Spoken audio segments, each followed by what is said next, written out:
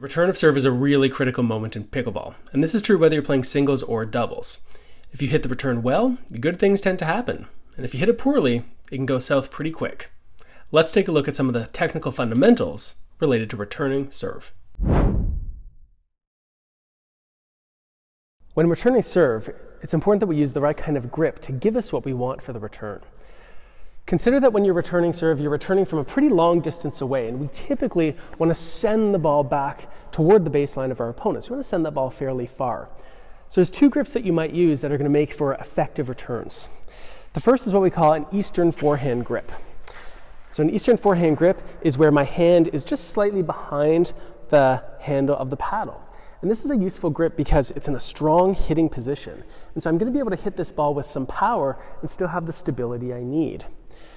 I could also use what we call a continental grip. And a continental grip is where the V of my hand is right on top of the handle here.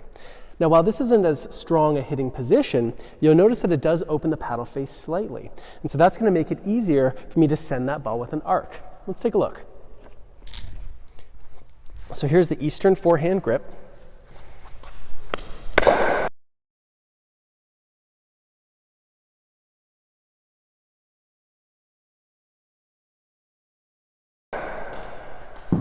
And here's the continental grip.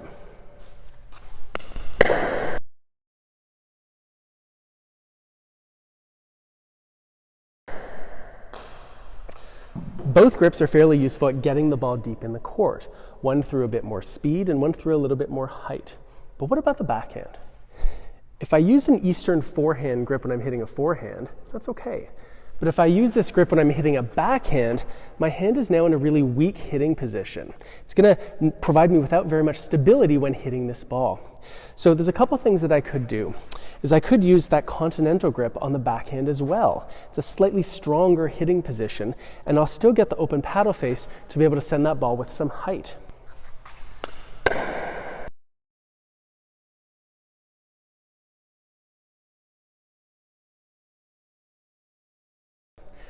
I have another option. If I really like the Eastern forehand grip and I want to use it on the backhand as well, I can use my second hand, my non-dominant hand, to provide more stability and support when I'm hitting.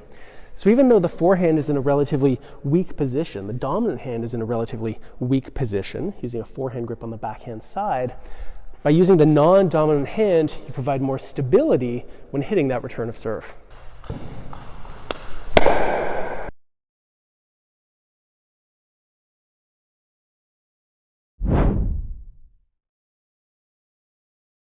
When returning serve, it's really important that we set up well for the ball, because if we can hit a good return, things tend to go well. So we want to set up well because that'll increase our chance of hitting the ball the way we want.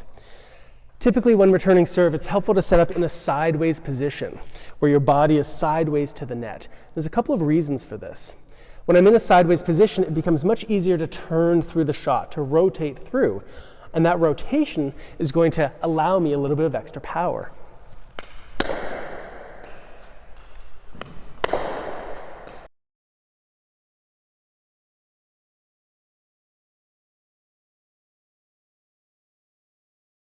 There's another reason that a sideways setup is useful when hitting the return of serve. If I'm in a sideways position, it becomes much easier for me to step into the ball. And not only will stepping into the ball provide me more power because there's momentum, it'll also make it easier for me after I hit that return to continue on to the net because my momentum is already moving that way. And this is true whether I'm hitting a backhand or a forehand.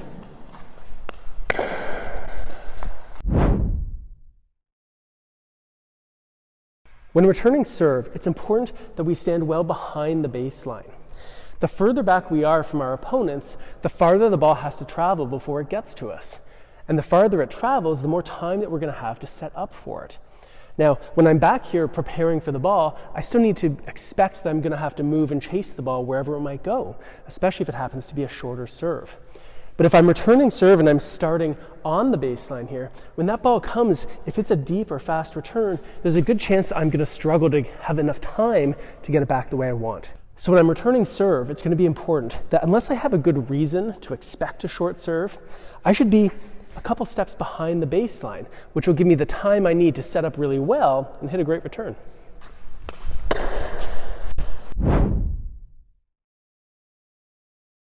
When returning serve, it's important that we have a great impact point. We have a long way that we need to send the ball, and sometimes we want to send it with power.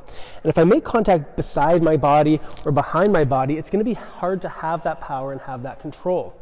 So instead, I want to make sure that my impact point is out front, between my body and the net, because this is a strong, stable hitting position. So I want to make contact out front, between my body and the net.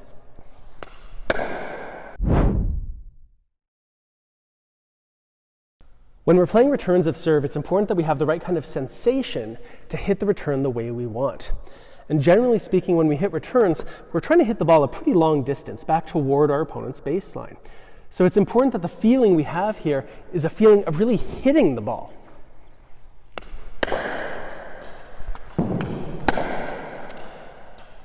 That hitting sensation will make it easier to send the ball with enough speed to get it where we want.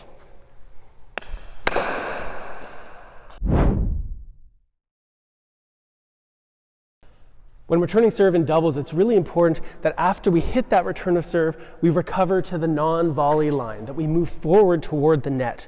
Remember, our partners are already up at the net, and if I hit that return and stay back, I won't be applying very much pressure to my opponents. I'm going to be far away from them, and I won't be very scary. So it's going to be very important that as soon as I hit that return of serve, I run to the net.